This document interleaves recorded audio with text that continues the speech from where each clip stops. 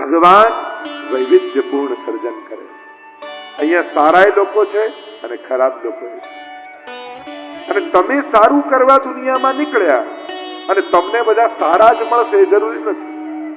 ઘણા લોકો કહે અમે કોઈનું દિલ નથી દબાવતા, સારું કરીએ તોય અમારી જોડે લોકો આમ કરે. જરૂરી નથી કે દુનિયામાં તમે સારા થઈને નીકળો એટલે તમને બધા સારા જ મળે. તમારે ખરાબ લોકો જોડે પણ સારાઈ બતાવવાની કે તમે સારા છો. એટલે સાહિત્યકારો કહે ને કે પેલો એક વ્યક્તિ પૂછે તું સમજદાર છો? એટલે કે હા, તો દુઃખી હોય છું. એટલે સમજદાર જ સહન કરવાનું આવે. તમારા ઘરમાં બે બાળકો હોય, એક બહુ તોફાની હોય ને એક બહુ સમજદાર હોય ને, એટલે કાયમ સમજદાર બાળકને કહે પણ તું રહેવા દે ને, પેલો તો છે જ આવો. એટલે બિચારો પેલો સમજદાર હોય ને સહન કરીને બેસી જાય. કારણ કે સમજદાર છે એને જ કહીશું. અને પાછળ કે અમને જ કેમ કહો છો? કારણ કે તમે સમજદાર છો એટલા માટે. નાદાનને કોઈ નથી કહેવાનું. નાદાન તો લડશે, નાદાન તો હક માંગશે, નાદાન તો ઝઘડો કરશે. સમજદારે સહન કરવાનું. અને એમાં જેની સમજદારી છે, સમજદાર લોકોએ દુનિયાને સાંકળીને રાખી છે. નાદાન લોકો તો હક માંગવા લડે અને હક માંગવા બધા જ બહાર આવશે ને, દુનિયા વિખરાઈ જશે. આ મુઠ્ઠીભર સમજદાર લોકોએ પોતાના હક છોડી અને દુનિયામાં શાંતિ બનાવી રાખી. સર્જનમ સર્ગ, આ જ ભગવાનનું સર્જન છે જે વૈવિધ્યપૂર્ણ છે. દુનિયામાં ક્યારે બધા જ બગડી જવાના નથી અને દુનિયામાં ક્યારે બધા જ સુધરી જવાના નથી. સમજદારે સહન કરવું પડે. અને એટલે જ અસુરોનો તમે કોઈ પણ પ્રસંગ જોશો ને, ક્યારે કોઈ અસુર માટે એવું સાંભળ્યું કે એક દુબળો પાતળો ગરીબ રાક્ષસ હતો? ક્યારે એમ જ આવે. રાજા હતો, ખૂબ ધન હતું, 10,000 હાથીનું બળ હતું. હવે તો અસુરો તો બળવાન જ હોય. ક્યારે કોઈ કથામાં તમે એવું સાંભળ્યું કે એક ગામમાં બિચારો ગરીબ દુબળો પાતળો બીમાર અસુર રહેતો હતો? ક્યારે? આ અસુરોમાં શક્તિ હોય છે, બસ એનો દુરુપયોગ કરતા હોય. પણ વિજય તો સંતો નો થાય. ભગવાન ભક્તો માટે આવે છે. પરિત્રાણાય સાધુનામ વિનાશાય ચ દુષ્કૃતામ ધર્મ સંસ્થાપનાર્થાય સંભવામિ યુગે યુગે. ભક્તો માટે ભગવાન આવે. સર્ગ લીલાનું વર્ણન કરીએ. વિદુરજી દુર્યોધનને સમજાવવા માટે આવે કે સમજાવું આને ને યુદ્ધ ટળી જાય. અને વિદુરજીનું અપમાન દુર્યોધને કર્યું. અને એવું અપમાન કર્યું કે વિદુરજીને થયું કે હવે મારે આ રાજ્યમાં આના મહેલમાં રહેવું નથી. અને ઘર છોડીને નીકળ્યા, કુટિયા બનાવીને રહે છે. અને કહેવાય છે કે જે દિવસે એના ઘરેથી વિદુરજી નીકળ્યા, માનો એ ઘરનું પુણ્ય જતું રહે. તો ઘણીવાર ઘરમાં કોઈ એક વ્યક્તિ એવો હોય કે એના ભજન, એના સત્કર્મો અને એના પુણ્યને કારણે ઘરમાં સુખ અને શાંતિ બનેલા રહેતા હોય. અને એ એક વ્યક્તિ જાય ને ત્યારે ઘર આખું વિખરાયેલું લાગે. ઘણીવાર વડીલો બીજું કાંઈ ભલે ન કરતા હોય બા, પણ સોફામાં ઘરમાં બેઠા બેઠા ખૂણે પ્રભુના નામની માળા ફેરવ્યા કરતા હોય ને, એ એકલા ઘરમાં માળા ફેરવતા હોય અને આખી ઘરની રક્ષા ભગવાન કરતા હોય. આપણે એમ લાગે કે હવે બા કઈ નથી કરતા, તો બેઠા રહીને પ્રભુનું નામ લે છે. પણ એ બેઠા રહીને નામ લેતા લેતા પણ ઘરના દરેક સદસ્યની એના સુખની સુરક્ષા કરતા હોય. એની ભક્તિ, એનું ભજન, એનું લીધેલું ભગવાનનું નામ આખા ઘરના પુણ્યોને ભેગા કરીને રાખતું. અને જયારે એ જતા રહે ને ત્યારે પુણ્યો વિખરાઈ જતા હોય. વિદુરજી ગયા, માનો ઘરનું પુણ્ય જતું રહે. ઘરમાં સુખ ગમે તેટલું રહે, સાધનો ગમે તેટલા રહે, પણ ઘરમાંથી પુણ્ય જતા રહે ને પછી બહુ વાર સુધી આ સાધનો પણ સુખ નથી આપી શકતા. પછી એ જ સુખના સાધનો દુઃખના કારણ થઈ જાય છે. એ જ ધન વિવાદનું કારણ થઈ જાય છે.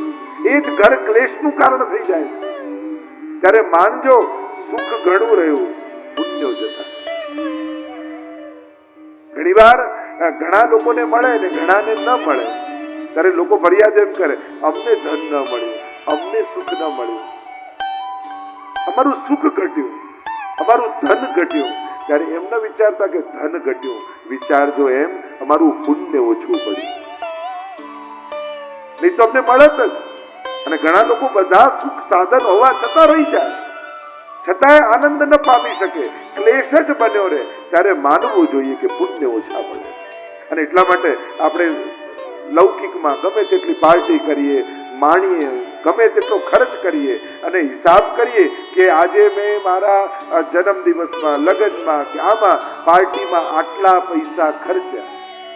પૈસાનો હિસાબ કરીએ છે, પણ સુખ ભોગવવા માટે કેટલા પુણ્યો ખર્ચી નાખ્યા એ તો આપણે ગણતાય નથી.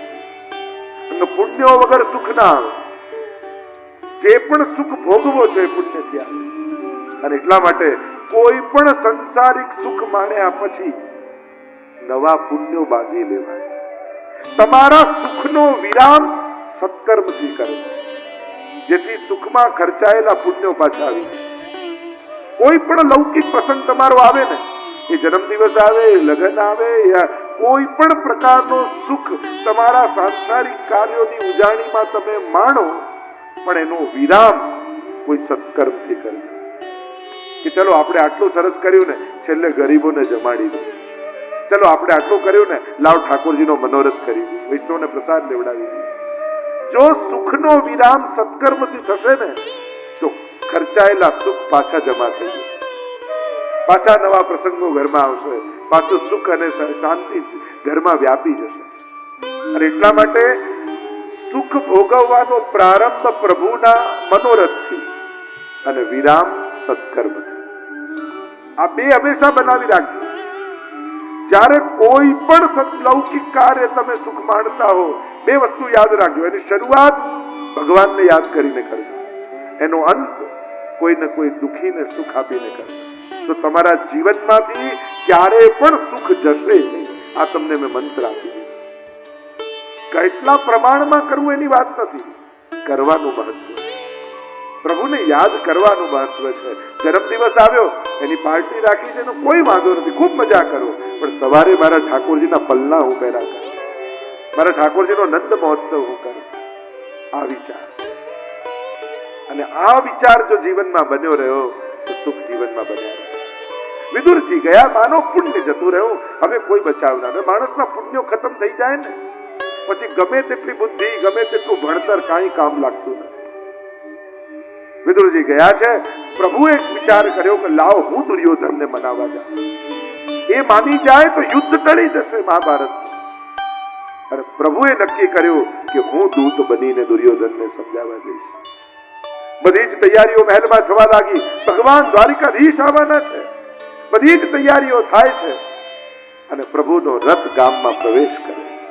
પ્રભુને પધારતા જોઈ ગામવાસીઓ ફૂલો ઉછાળે છે, સ્વાગત કરે છે, દુંદુભીઓના નાદ વાગે છે.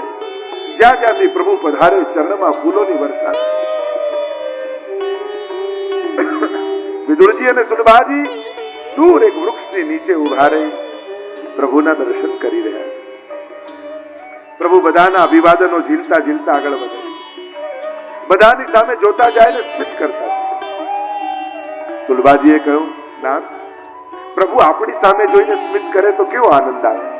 અને એટલામાં ઠાકોરજીની દ્રષ્ટિ પડી. અરે કાકાજી નમસ્કાર. અને સુલભાજી તો એવા પ્રસન્ન થઈ ગયા, વિદુરજીને ખૂણી માંડીને કહેવા લાગ્યા કે મારા મનમાં તો બીજો મનોરથ આવ્યો. ઠાકોરજી આજે આપણા ઘરે પધારે અને રાજભોગ આરોગે તો કેવો આનંદ આવે.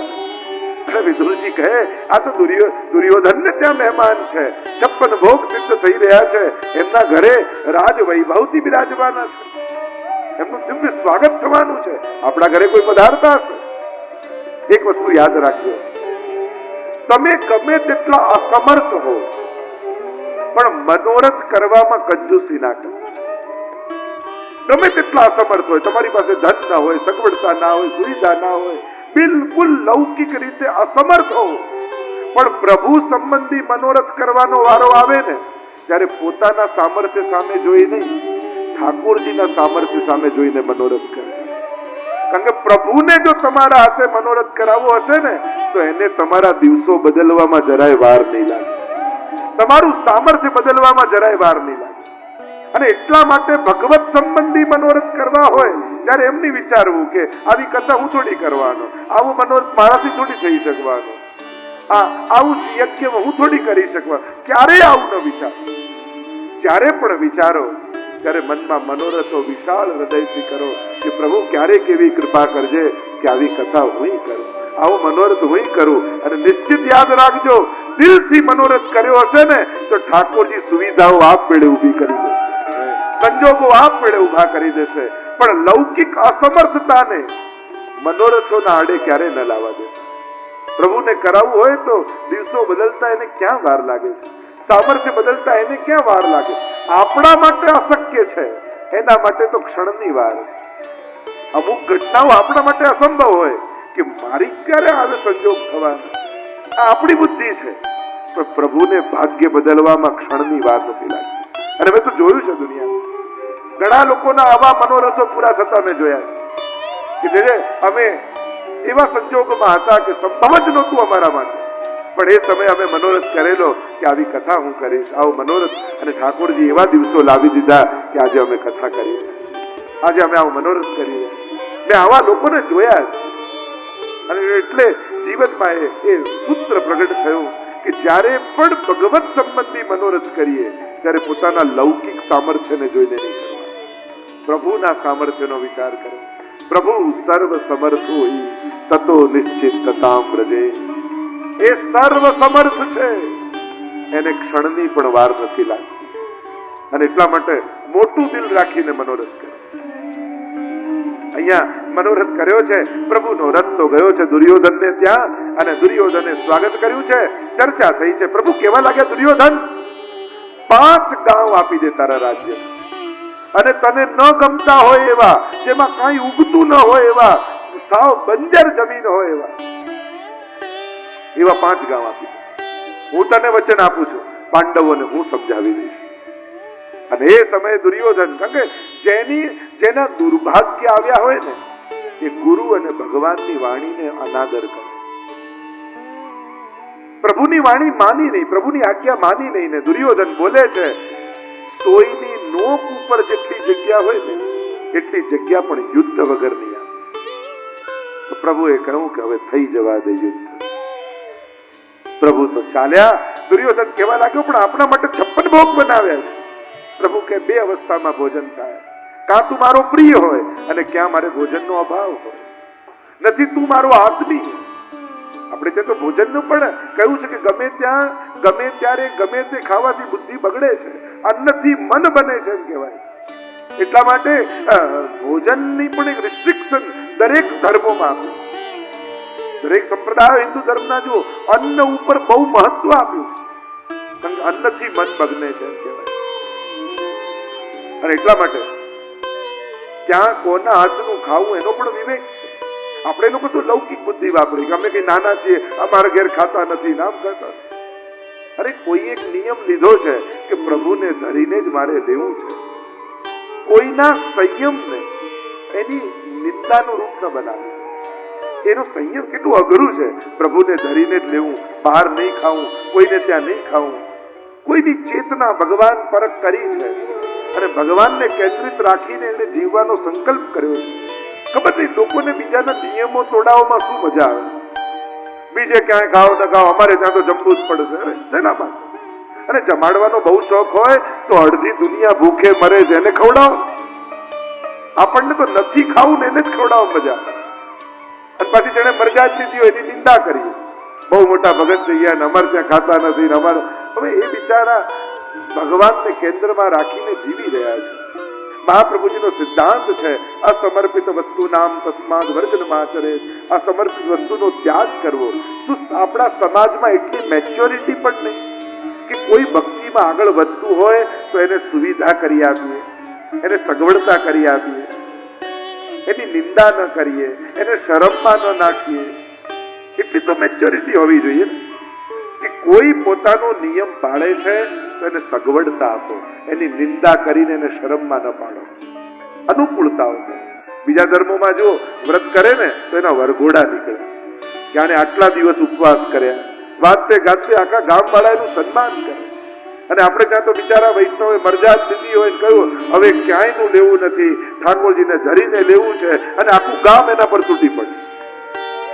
બહુ મોટા ભગત થઈ ગયા છો, ખબર છે નથી ખાતા, અને અમે કઈ નાના છીએ ને અમે આમ છીએ, કેટલી નિંદાઓ કરી છે. આ યોગ્ય નથી. સમાજે થોડું મેચ્યોર થવાની જરૂર. કોઈ ધીરે ધીરે આગળ વધી રહ્યું છે ધર્મ તરફ, તો એને સગવડતાઓ આપો, એને સુવિધાઓ આપો, એને કહો ના અમારા માટે તમારો નિયમ ન તોડતા હો, તમે કહો તો ફળ લાવી દઈએ, તમે કહો તો તમને રાજભોગ લાવીને પ્રસાદ આપીએ, પણ અમારા માટે તમારો નિયમ ન તોડો. સમાજ જયારે આવો મેચ્યોર થઈ જશે ને તો લોકોને ધર્મ કરવામાં સહેલું થઈ જશે, અનુકૂળતા થઈ જશે. પણ આપણે જ લોકો પ્રતિબંધ રૂપ બની જઈશું તો પછી લોકો આગળ નહીં વધી શકે ધર્મમાં. પ્રયાસ કરો, કોશિશ કરો, સમજદારી આપો કે લોકોને ધર્મ કરવાની સમાજ અનુકૂળતા ઊભી કરે. કોઈને મર્યાદી બની અને પ્રભુ પરત જીવન જીવવું છે તો આપણો સમાજ એટલો મેચ્યોર હોય કે એને બધી સુવિધા કરી આપે. સન્માન કરજો એવા વ્યક્તિનું, એને આદર કરજો. કોઈ ભક્તની ભક્તિની નિંદા કરવી એનાથી મોટો કોઈ અપરાધ નથી.